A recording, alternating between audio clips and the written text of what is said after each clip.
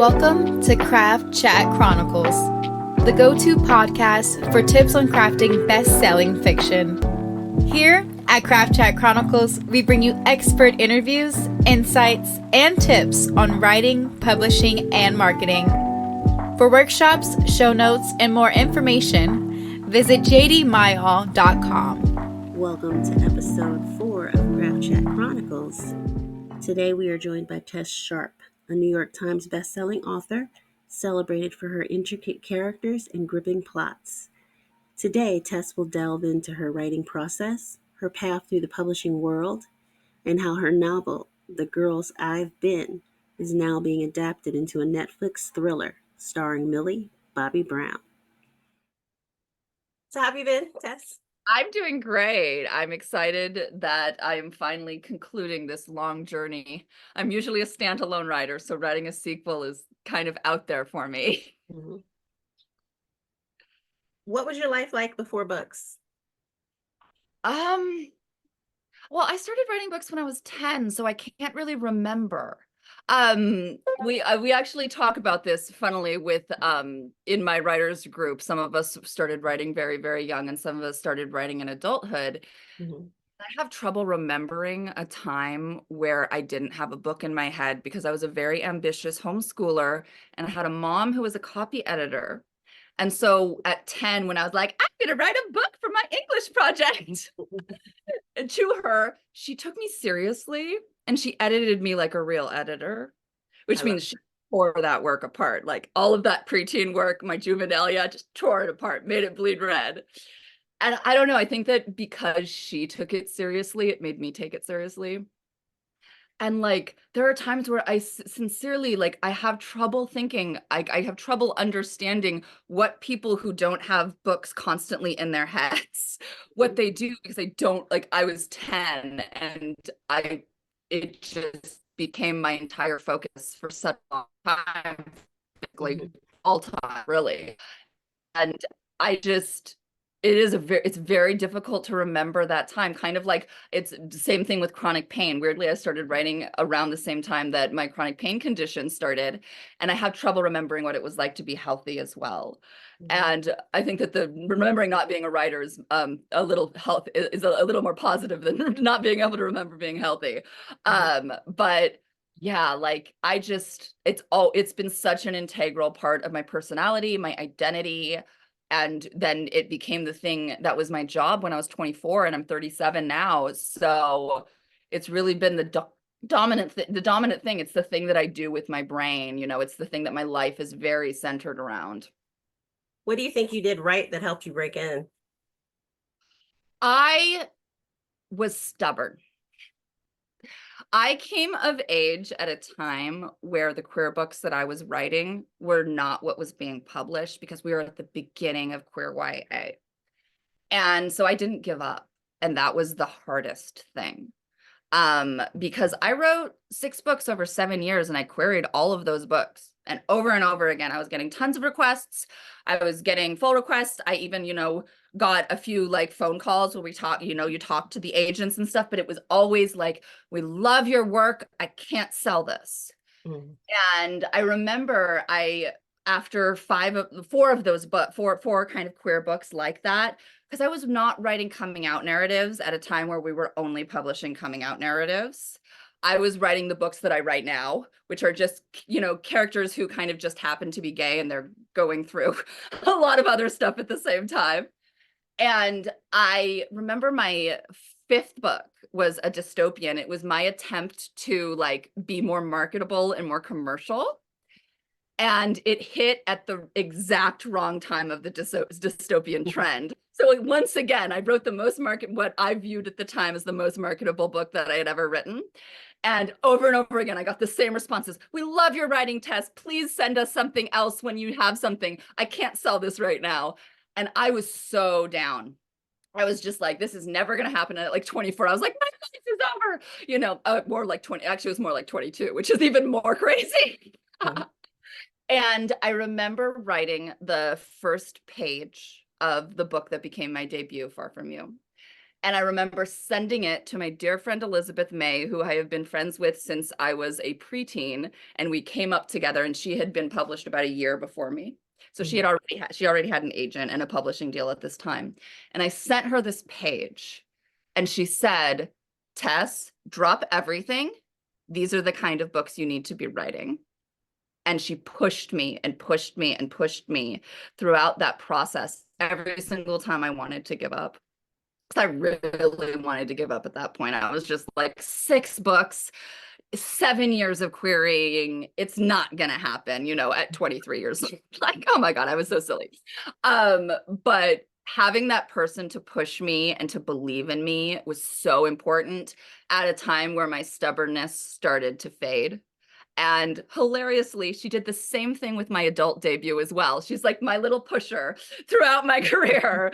And I really always advise having, I think that, and Elizabeth actually said this, she says that she believes that the key to longevity in publishing and the publishing industry, which is a really hard industry to exist in, is having that supportive group of friends who understand what's going on, but will also support you through fallow periods and not dump you.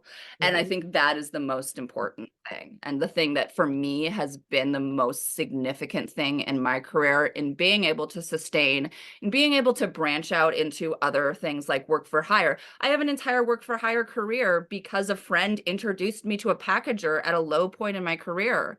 And I try really hard to pay that forward now. If I ever hear about work for hire jobs that I know a friend will be good for, I'm like, get with this editor. I introduce them, all of those things, because I think paying it forward and opening that door that is so hard to get through, especially if you're marginalized, is Mhm. so important.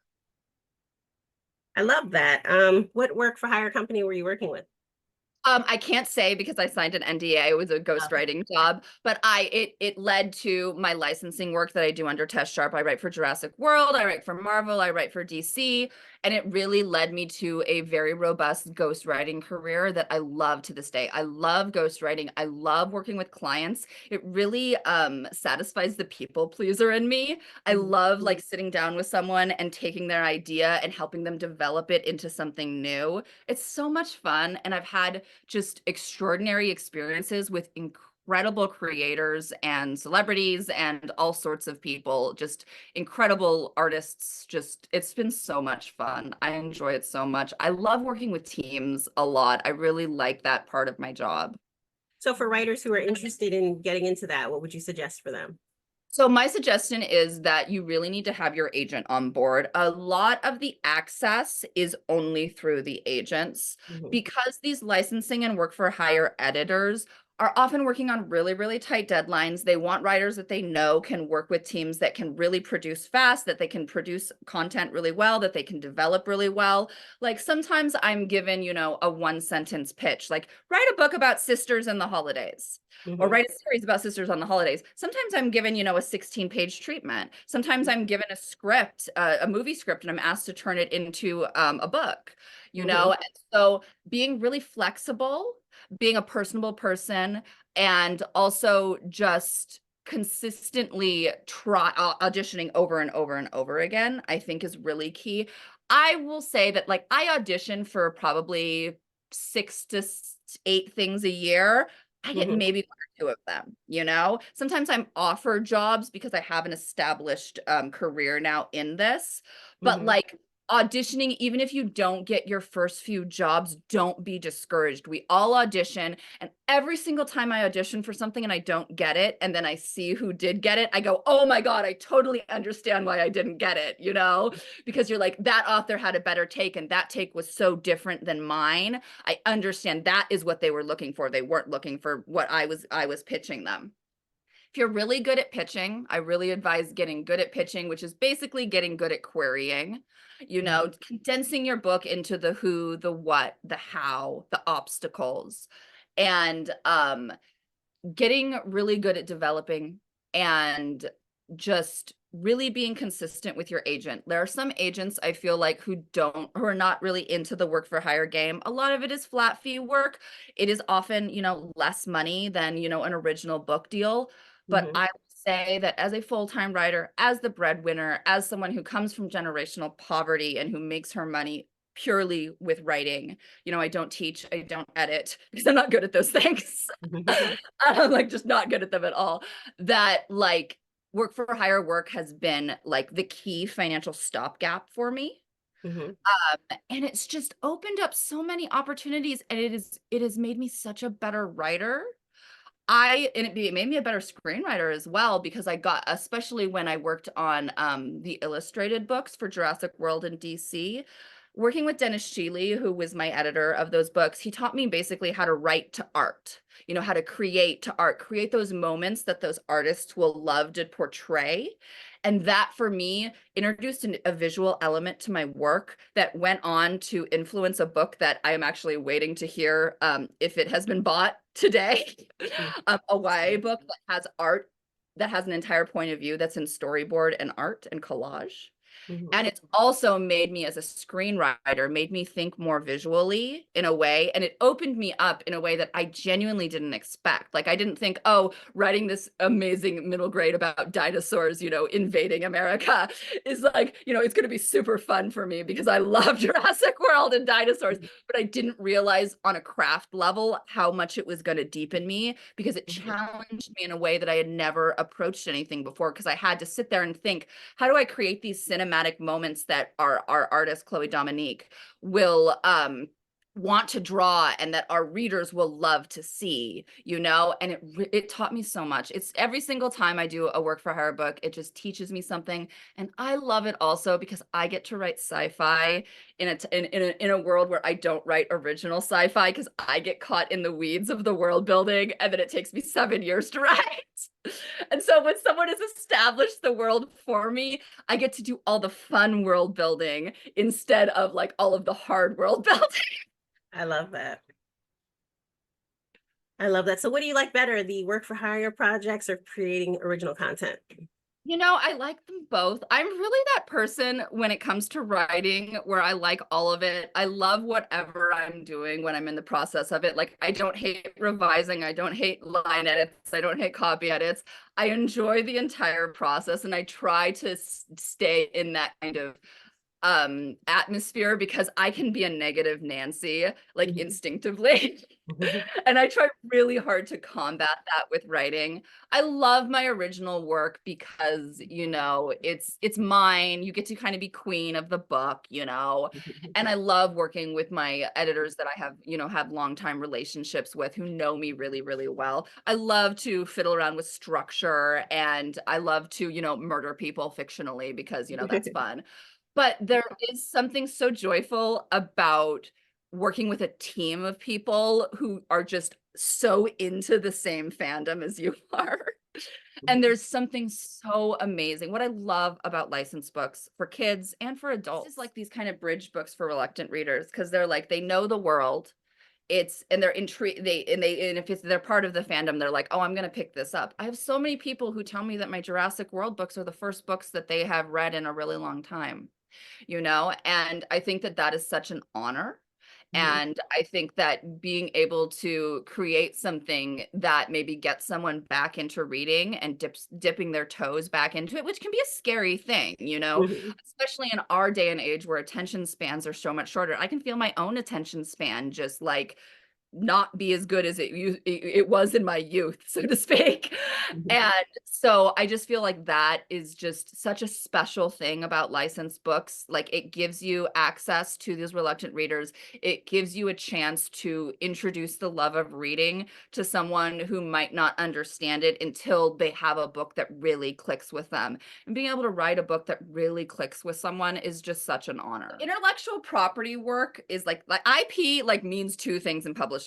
Obviously, IP means intellectual property. So that means, you know, anything that is copyrighted to me is my intellectual property.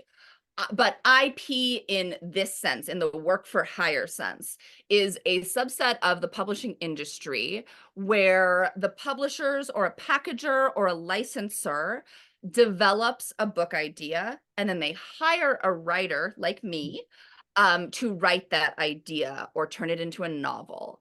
It's a really big part of our industry, I would say. There are a lot of books that are IP developed that you would never know that. really popular books as well. And it doesn't mean that like the author isn't doing the work. Like I said, sometimes you have like one sentence, sometimes it's just a character, but sometimes it's like a really detailed outline and you work with the editor to develop it. It's really fun. It's a really fun part of the industry. It's a very active part of the industry. And I think that it's a part of the industry that if you are someone who wants to be a full-time writer or a working writer, if you're someone who writes fast, someone who develops really quickly, who has a lot of ideas and who is really flexible and opening to pivoting, is a part of the industry that might be right for you. Are there any packages you can think of off the top of your head that you would recommend? Yeah, Electric Entertainment, Danielle Clayton's outfit is amazing. And I personally do not work with a ton of packagers personally. I work with a lot of just editors, licensed editors within the actual established publishers. But I will always cape for Danielle. She's wonderful. Okay, awesome. Tell me about your current novel. What was the story behind the story? So The Girl in Question is the sequel to The Girls I've Been. I'm so happy that it exists. It is a book that I conceived of while I'm someone who, like I said, I'm someone who's a standalone writer. So if I'm going to write a sequel, I have to plan it from book one. So I wrote a majority of it while I was writing book one. The Girls I've Been the Girls I've Been series is about Nora O'Malley. She is the daughter of a con artist who runs a sweetheart con that targets criminal men. And then her mother makes the fatal mistake of falling for a mark instead of conning him. He's very abusive. And that living situation at 12 years old, my main character, Nora, she decides to con her mother and get out of the abusive situation that she is in with the aid of her older sister. And then when we meet her in the first book, she is 17 and she finds herself in a tricky situation, y'all, because she ends up in a bank robbery with her ex-boyfriend and her new girlfriend, and her ex just walked in on them making out the night before. And she has to basically dust off her rusty con artist skills to con the bank robbers and get out of there safely. In book two, The Girl in Question, we find ourselves a year after the bank robbery. Nora, Wes, and Iris have graduated high school, and they are about to embark on a backpacking trip to celebrate graduation into the Trinity Cascade Mountains. And unfortunately, the abusive stepfather that Nora put in prison has gotten out on appeal, and he attacks them in the forest. Ooh. Yeah. Sounds intriguing. Now, were both of those optioned or just one of them? Technically, when they option the first one, it is basically the contract language is very carefully worded so that they get the second one as long as they pay you a certain amount of money. Yeah. What's the option process like? The option process is super fun. I've gone through it a few times now. Basically, like a bunch of people court you for your book, like in a book situation as well, like kind of like in a book auction. There are also auctions, basically film auctions, I guess you could say.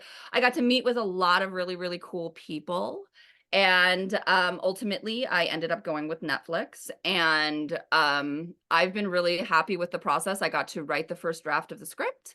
And I didn't know that. That's cool. Yeah, it was a super fun process. I'm currently in the process of pitching a television show for another book right now. So it's been really fun to dip my toes into Hollywood, especially because when you are part of the Writers Guild of America, you get health insurance, which was my main reason for wanting to write the script.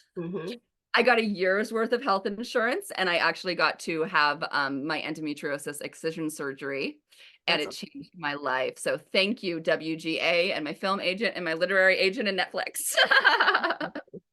So did they approach you, or did your agency approach them? So actually the book leaked. So usually what happens is my film agent will take it out once he has it. My film agent hadn't even read the book yet, y'all. I get a call at like 9 o'clock at night one night, and I'm like, why is my agent calling me like at midnight his time?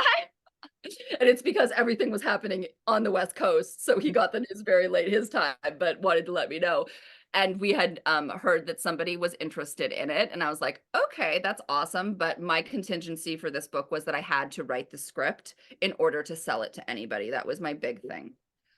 So I basically almost gave my agent an ulcer for like 24 hours because he was like, oh my gosh, I have to tell them this. And she will walk away if she has to. But then about 24 hours later, we were in an auction situation and everyone was like, oh yeah, Tess can write it. It's fine. We're competing against each other. Mhm. And so it was basically that situation. In general, what happens is my film agent takes the book and he goes out with it. Mhm. He lets me know if anybody is interested. Then I meet with the producers. You have like a nice phone call with them. They talk about their vision. And basically it's, everyone's in like hard woo mode. They're all just wonderful, and enthusiastic. And it's always like super fun to hear people's different perspectives on the books. I Mhm. think especially with my books, it's very easy to take like one or two threads out of them and make something new. And I think that's something that appeals to Hollywood about them, that you can go in multiple directions with them. You can take it really dark, you can take it in a more comedic direction, etc. Love that. How did you feel about Millie Bobby Brown being attached to the Oh, I project? love Lily. Yay. She's a good actress. She's wonderful. So going back to the writing process, what do you consider the core elements of a successful beginning to a novel? So for me, it's all about throwing you in immediately and not letting you catch a breath. We were just talking about this. I was just talking about this with one of my producers because he's more of a movie guy, but we're developing a television show, and we were joking about both of our instincts is just throw everybody in, but sometimes you have to tease it out a little slower. In the television show, we were both like, we need to calm down our instincts a little bit. I love just throwing you in. Like, I am someone who just like, you're in it and you do not know, you have to catch up basically. And that can be a challenge. Like, it really can. You have to be able to craft it really carefully, that you give enough information so that the reader is not too frustrated with you, but Mhm. they're also going to continue because they want to have the mystery teased out for them. And that is a really like tricky balance that I feel like for me, the beginnings are always the hardest. I'm someone that has to have the beginning and I have to have the end before I really start the entire process. So, like in my pre writing process, I write a lot of scenes. I write a lot of scenes that perhaps might not end up in the book, but throughout that process, I discover the characters, I discover all of their motivations, I discover their histories. But I also, through that process, I discover the beginning and the end. And Mhm. that for me, that for me tells me that, okay, I can finally start like assembling it in some sort of order. Mhm. But I am someone who I don't really assemble my nonlinear books completely into their correct order until about a week and a half before I turn them in, which I know sounds absolutely insane. It's total chaos in my Scrivener binder, but I love it. How do you go about maintaining reader engagement and avoiding the saggy middle? So for me, I always start panicking around 30 or 40,000 words. I'm currently in that panic mode right now with my adult thriller. I'm Mhm. like, wait, the villain is getting introduced right now. Is this too late? I often find myself like, I am such a thriller writer, y'all. Like, I will just kill somebody to keep the action going, and I feel like that's so lazy, but it's also so useful. Mhm. So I think that the saggy middle, like it can be such a difficulty. I hear so many writers being like, I start hating the book at 30,000 words. I start hating the book at around 40,000 words. And it's like, you have to just, I feel like a lot of the times in the first draft, especially, just push through it, get it down, and tell yourself that you can fix it later. Because the key is to get through that sloggy part and to not let it kill your love of the project. Mhm. Like, I think that's so important. Like, sometimes my agent will check in with me and he's like, how are you doing? Where are you at in the book? And I'm just like, I hate it right now. I absolutely hate it, but I always follow it up with, but I'll like it again in a month. And your agent's name? My agent is Jim McCarthy. We've been Okay. together for 9 years, I think, and we Mhm. have sold 21 books together, I think. in the last Awesome. 9 years. Yeah. He is Awesome. the Awesome. best. And how do you close a novel successfully? I think that for me, it's all about really, I am so obsessed with the long ending. I really, really am. Like my endings are very, very long because I feel like often they are the only times where my characters are not in frenetic motion or emotion. And when we're finally winding it down, I'm like, okay, I'm going to give the readers this kind of breather. And then you kind of get that punch at the very, very end. And for me, that's really what I aim for. My romance novel, Six Times We Almost Kissed, has a shorter ending than my typical long endings. And it's been my most controversial ending because of it. Because everyone's like, we want more of it, which is why I literally wrote a short story about the character's first date for the paperback to give my readers just a little bit more because I felt so bad that it was a shorter ending. I was like, I went back and forth about it. But for me, especially with that book, where the girls are constantly caught in these cycles of avoidance and not kissing each other because that's what the book is about. I felt like it was so important to end right at the time where they almost detract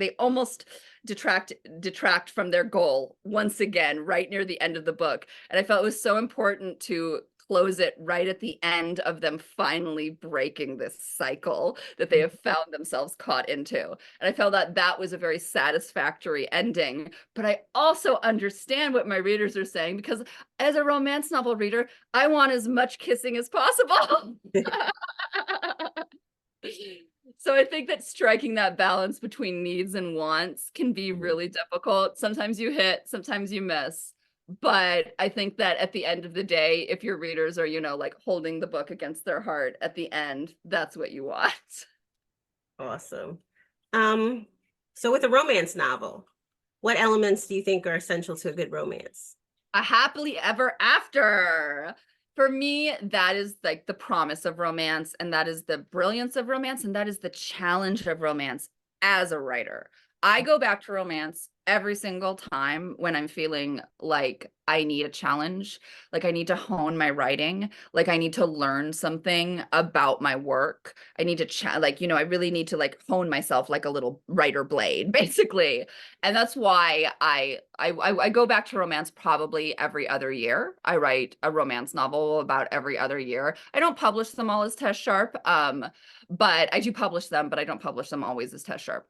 And it's something that for me, what I find so challenging about it is that the reader knows the end result. They know that the couple is going to be happy at the end.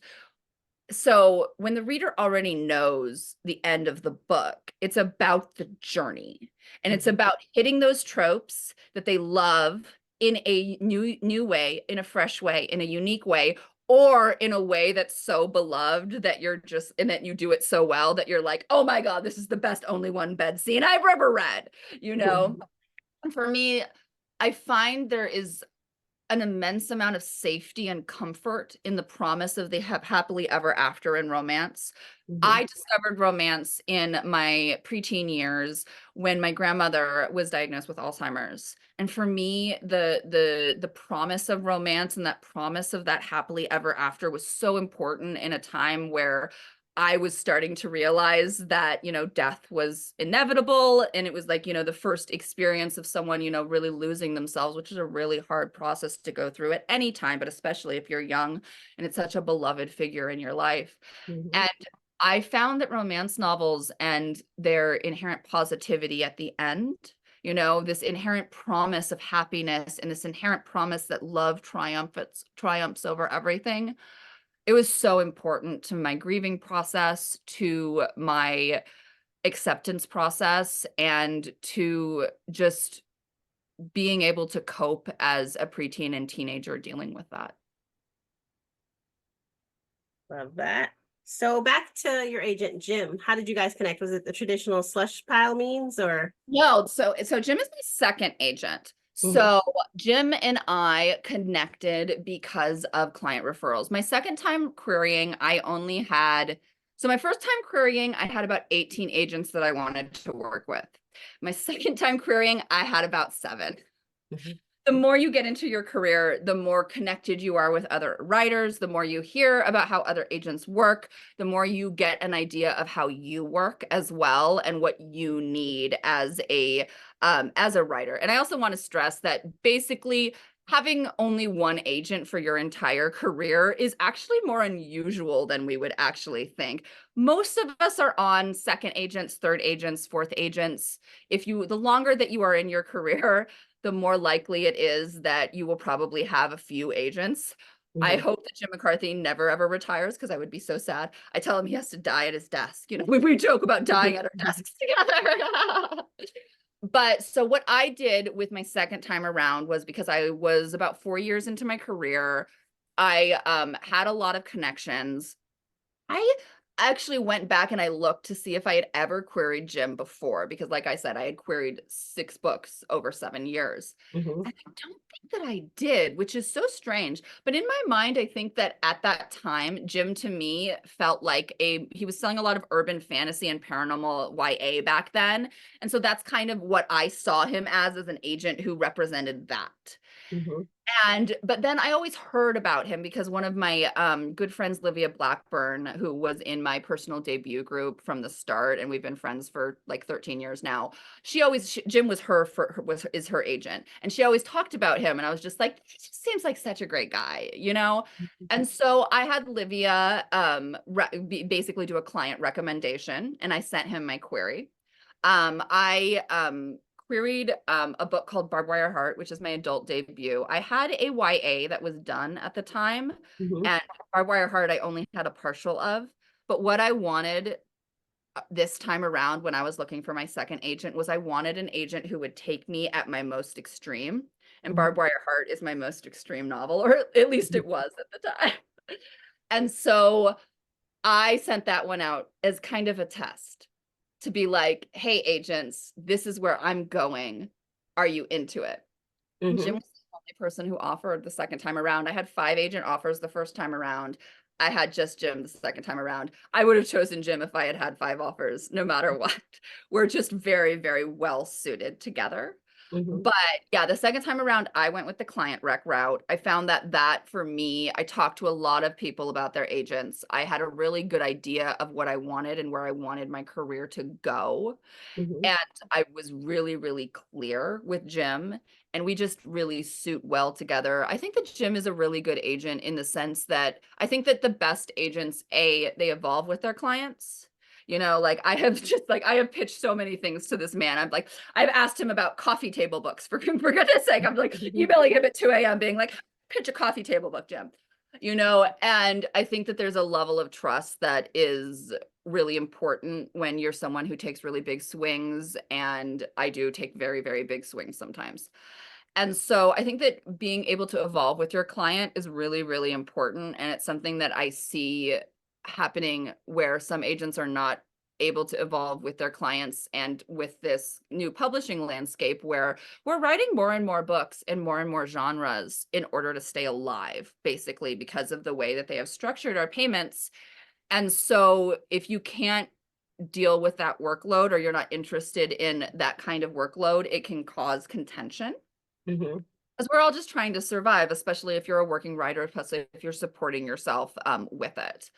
And I also think that an agent who really modifies the goals and how they see things with each client.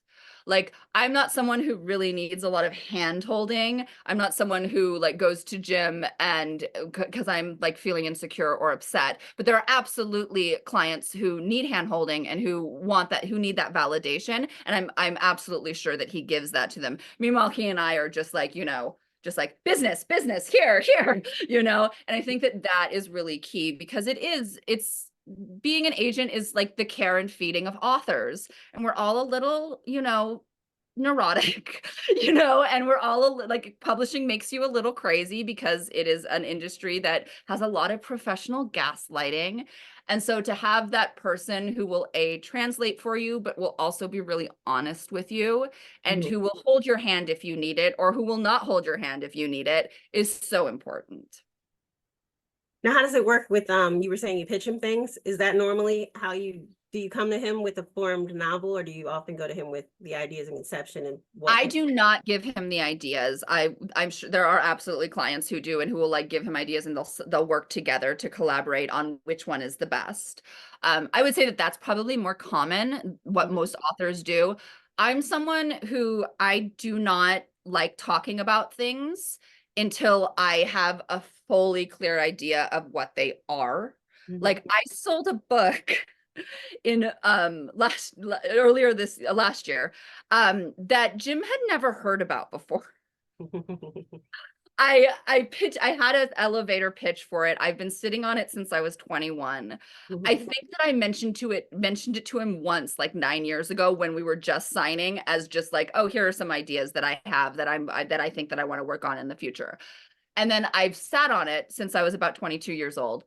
And I had the elevator pitch when I went into an editorial meeting to meet this editor who I knew was interested in my work and who had a book proposal of mine. And so I pitched her the book while we were talking, because I do, this is one of my hard and fast tips. Always have a few elevator pitches on hand if you're meeting with an agent or you're meeting with an editor, because you never know what they're looking for and you never know what they're into. And so I just gave her the 2-sentence elevator pitch of this book, and they bought it along with the other book, because it's a really good pitch. Like, don't get me wrong. But then then Jim has to email me and he goes, "What is this book about?" Which was so funny, you know. But yeah, I'm someone that like basically I will give him a warning about when a proposal is coming. About like 2 or 3 weeks beforehand. I'll be like, I have something coming down in the pipeline. It's this, you know, I'll give him like the comps or something. And then I give him the full proposal, which is a pitch, a synopsis that's about 5 to 15,000 words. I write really long synopsises. Don't think that you have to write long synopsises, y'all. And then I write up to for the sample pages. I try to craft my proposals really, really carefully. I've sold almost everything on proposals since 2018, I want to say. It's not my favorite way of selling books, but for money wise, it's the way you have to go, usually, if you're actually working full time as a writer. And so, and then my proposal pages usually end up being the first 20,000 words. I'm someone that really likes to take the proposal up to either the first cliffhanger or the first big revelation, so that the editor is left either thinking, oh my God, I need more, or thinking, oh my God, Tess just pulled that thing off. That's so impressive. So basically giving them an incentive to really want to continue in the world and want to continue with the characters. And the only way they can do that is if they buy the book. Love that. Love that. Love that. So what was your biggest learning experience in publishing so far? Oh gosh, I think that I went into it, like I was very, very fortunate. I got a big deal with my first book. I got a 6-figure deal with my first book, and it was more money than I had ever seen in my life, coming from generational poverty. And so for me, I think that I had this really naive idea that I was just going to write a book a year and I was going to get paid the exact same each time. And then my editor left between my book deals. And she went to a different publisher because she's amazing and she got poached, you know. That's how it goes. And it took my publisher 8 months to find a replacement. And I just couldn't do anything for those 8 months. And for me, I had signed a no compete clause that was very broad, because I told myself, oh, I'll just do a book a year and I'll be out of the no compete clause and it'll be fine. That was naive of me.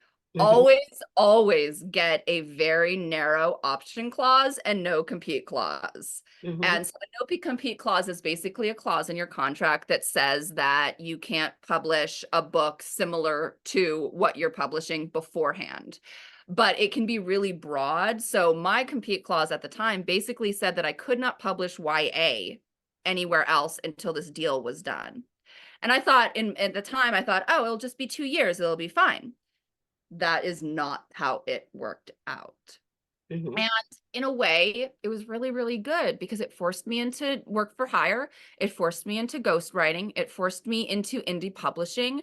It Mhm. forced me to completely get out of my comfort zone because until this, I told myself that I was just a kidlit writer, that I did not write adult, that I didn't write anything but teenagers. Mhm. That's not true anymore. I've diversified because that's the only way you can survive. But I very, very firmly thought of myself as a kidlit writer until I was basically forced to think about if I wanted to survive as a writer. And that is Mhm. my main goal always, is to survive as a writer. This is why I've branched into indie. This is why I've branched into screenwriting, because I'm someone who loves writing no matter what we're doing, basically. And I've tried to really hold on to that because then I'm having fun no matter what I'm doing. I'm not like writing a screenplay and thinking, oh, I wish I could be writing a novel, or I'm not writing a novel and thinking I could be writing a screenplay. And so Mhm. that is what I've really tried to hold on to so that whatever I'm doing, I'm having fun, I'm enjoying it. And I'm just so, I am incredibly fortunate and lucky, like, I have another path in my life where, I have 6 children and I'm in a trailer park, you Mhm. know, and so I'm really, really fortunate. And I try really, really hard to hold on to that, to hold on to the fact that, like, no matter how hard writing is, it's not as hard as cleaning rich ladies' toilets, which is what I used to do, or working the line on on Sunday at the diner, you know? And so, like, I try really, really hard to hold on to that because I think that the longer at this point now, I have written longer than I have baked or cleaned houses, which is a Mhm. really wild thing to say and an amazing thing to be able to say. But I try really hard to hold on to the fact that in another life, I would have a very, very different life, and I'm very, very, very lucky. Because it's a hard industry. It's a demoralizing industry. It's an industry full of an immense amount of white privilege, which is incredibly frustrating Mhm. uh, because it denies authors of color really important opportunities, and it's unfair, and it's just, I mean, it's bullshit. Um, and so trying to navigate that, trying to keep doors open, and also trying to use my white privilege to help others is really, really important to me. Love that. What do you think writing has taught you? Oh my gosh. Like the thing that I think the thing that writing has taught me the most as someone who was raised without religion is Mhm. faith. I had this amazing experience in this African religion and spirituality class in my college years. I think I was a freshman. I Mhm. took this great class, amazing professor. And I remember him going around the room and basically we were talking about faith and talking about what we had faith in. And I remember him getting to me and me saying, well, I'm an atheist, so I don't have faith in anything. And he's like, you've got to have faith in some things. And I had never had anyone frame faith to me as anything but religious. Mhm. And it was mind blowing to me. It was like one of those moments where like my head was exploding because like he kept pressing me. He's like, you've got to have faith in things. And I finally like blurted out, well, I have faith in writing. And like it was like this kind of lightning bolt moment because like every single time you're in the depths of a book, no matter how many books you've written, I've written like over 70 novels at this point. There's always this moment where you're like, do I know how to book? Like, you're like, do I actually know how to do this? Is this actually going to unravel the way that I want? Or is this plot point that I haven't figured out gonna unravel while I write it? Is it gonna figure itself out? And like, I have so much faith in that, in my brain's ability to unravel things and to give me information when it's needed. Like Mhm. recently, I've have a plot point in my romantic thriller No Body No Crime. And there's a plot point that I where that it causes a accident, and I couldn't figure out if it was an accident or if someone was behind it. And I was asking myself, well, if someone is behind it, then like who did it? And I kept asking myself, and I'm like examining all the characters, and I'm like, well, they wouldn't do it because they have a reason for this, and they wouldn't do it for that. No. And then I just write this other scene where one of the characters is going into a house and there's this throwaway line about a baseball cap and it lit something up in my brain, and I realized the person responsible. Like, and I'm like, you can't, like, I can't, like that sounds like magic, you know? Like, it sounds silly. Like, a hat should not like trigger something in your brain and just unlock it. But I find that that is often, at least how my brain works. Like, it's always there. It's there, but it's not there until it is, until you walk into it, until you write your way into it, basically. And I say this as someone who is a really, really like dedicated planner, but there's always an element or two that I don't know that ends up becoming really, really important to the plot that I discover in the process of writing. I love that.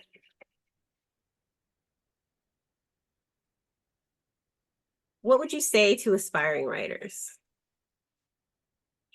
So my first piece of advice is that the idea that we write every single day is silly. Like, what job you do every single day? Like do not listen to anybody who says that you are not a real writer if you don't write anyway. Actually, don't listen to anybody who says that you're not a real writer for any reason. If you write, you're a real writer. Like, you're on your way, and that's important to hold on to and to know.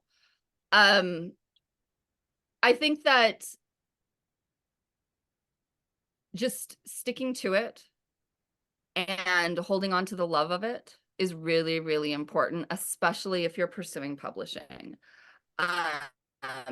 Once you monetize something, it becomes different. Your relationship with it becomes different. So I always warn everybody, like, after the first book is published, it's your second book where you're writing under contract for the first time, you're writing under a deadline for the first time, you're developing with an editor for the first time.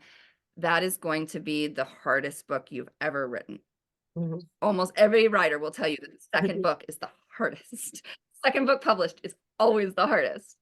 And so I always advise people to keep that in mind, so like the second book doesn't kill them. And I also just want to say to all the querying writers that querying is a hellscape right now. It is 10, 15, 20, maybe even like 50 times harder than it was when I was querying. It's just a completely different world. The winnowing down of staff on so many sides of publishing has made the submission pool so much smaller, on top of agents, clients writing more because we're all trying to survive already. So I want the querying writers to know that it's not them, it's the industry. Because I see so much discouragement, and I understand it completely, because it's a completely different querying world than when I was querying. So much of the advice that people give is not applicable now. Like, the wait times are not applicable anymore. Like, in my day, if you didn't get like 20% of your queries got requests, we would be told that you're failing. You know, your query is not working. Nowadays, I would never, ever apply any kind of number for you to judge that way, because agents are completely overwhelmed with their slush piles, because it is, not their clients are their priority, obviously, and the slush gets, done when they can.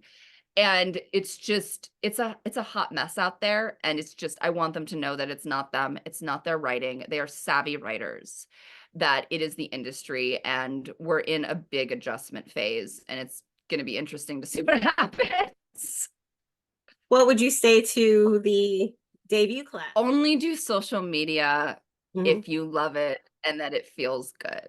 Okay. In the general sense, your book's fate has been decided, unfortunately. Like, it's just the truth. Your book's fate has been decided for a long time. Not a lot of things can happen to move the needle the way that your publisher can.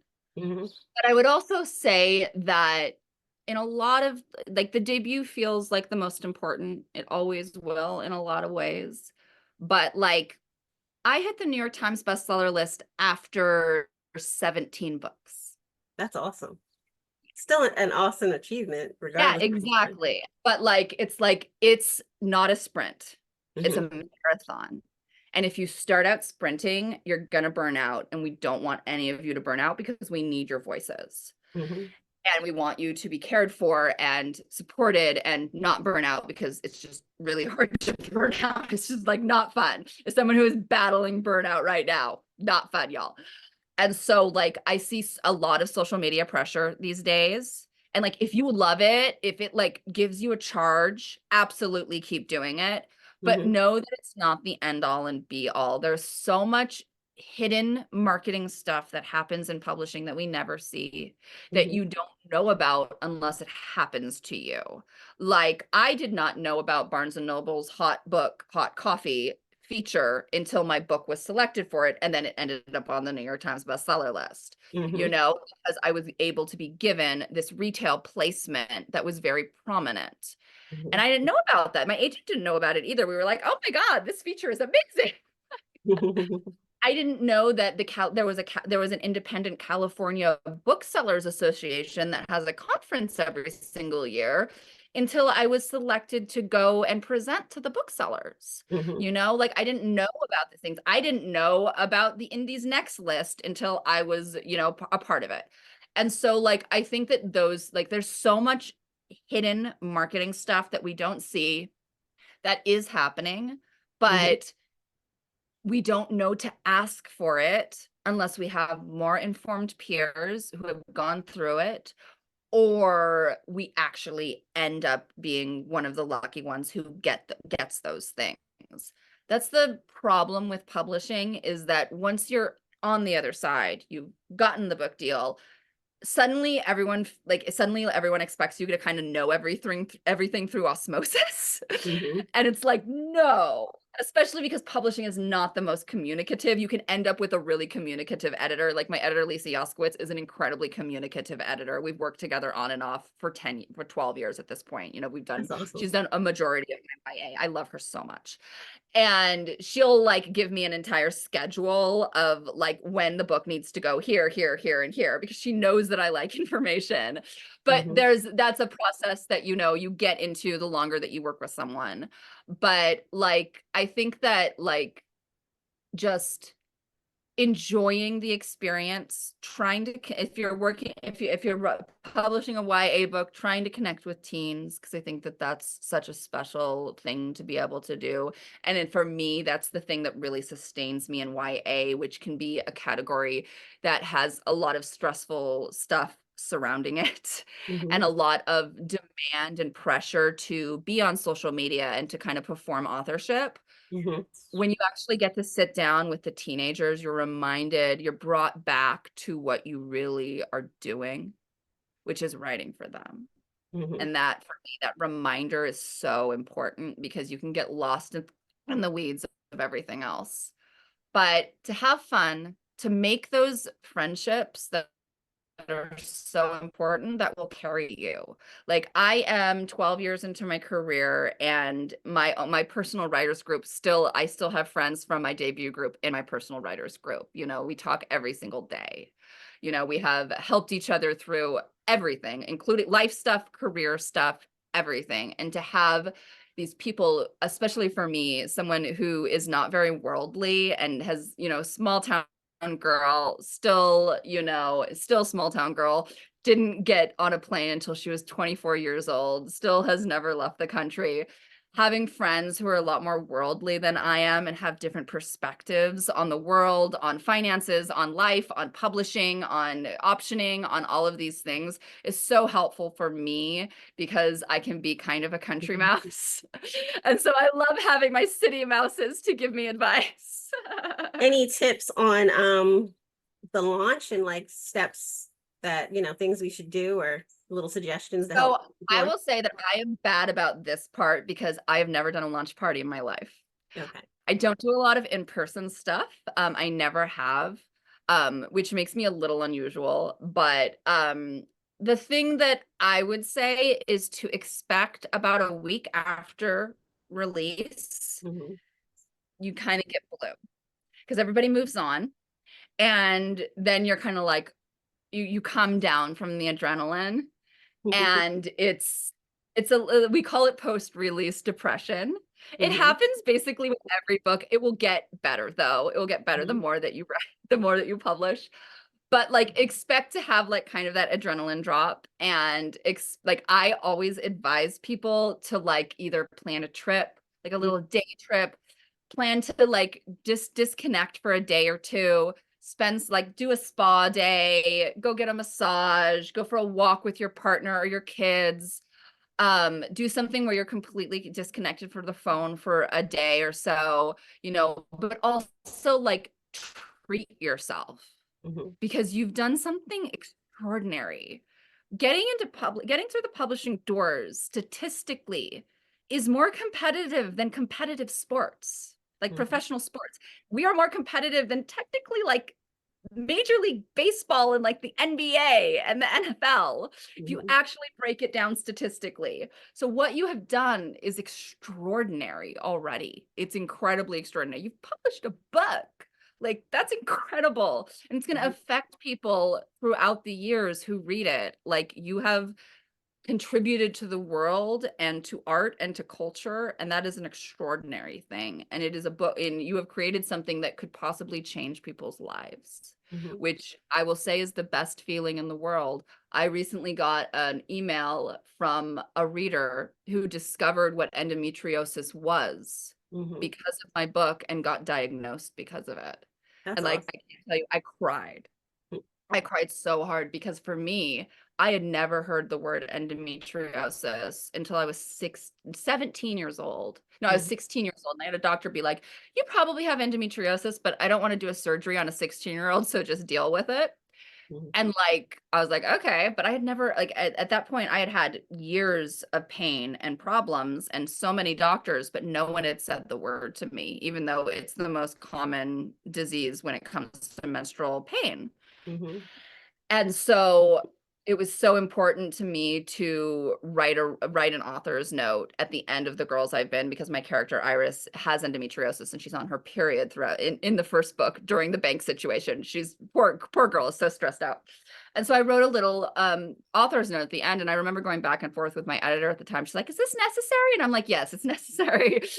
And I feel very honored that I can be part of someone's discovery journey in that way. And so you can change people's lives. Like my life, I'm still alive because I read Laurie House Anderson's book Speak when I was 15.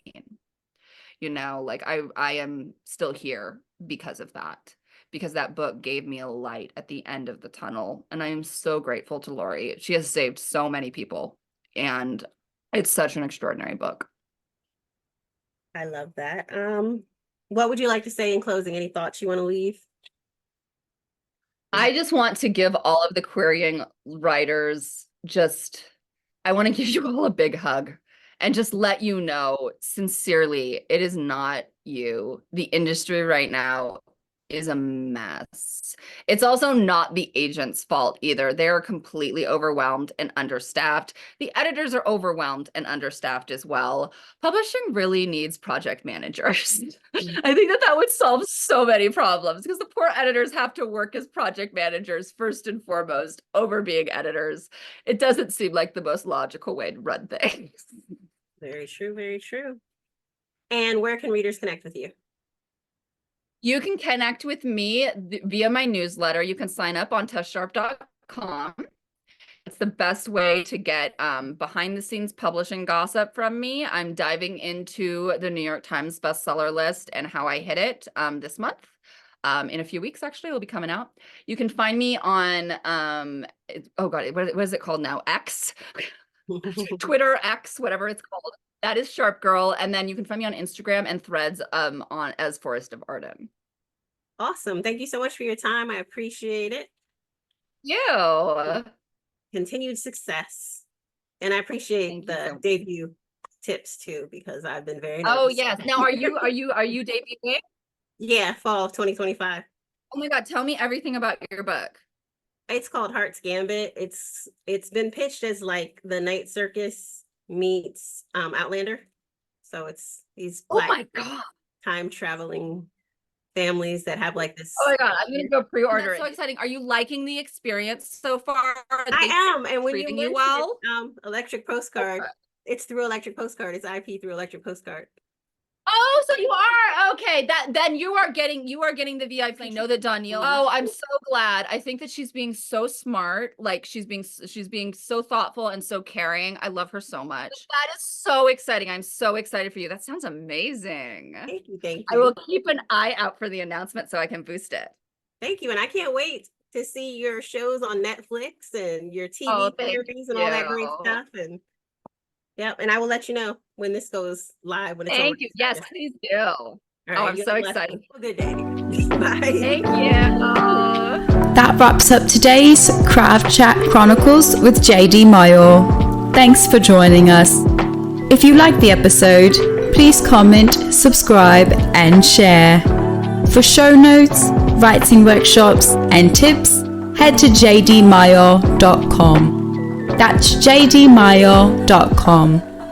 While you're there, join JD's mailing list for updates, giveaways, and more.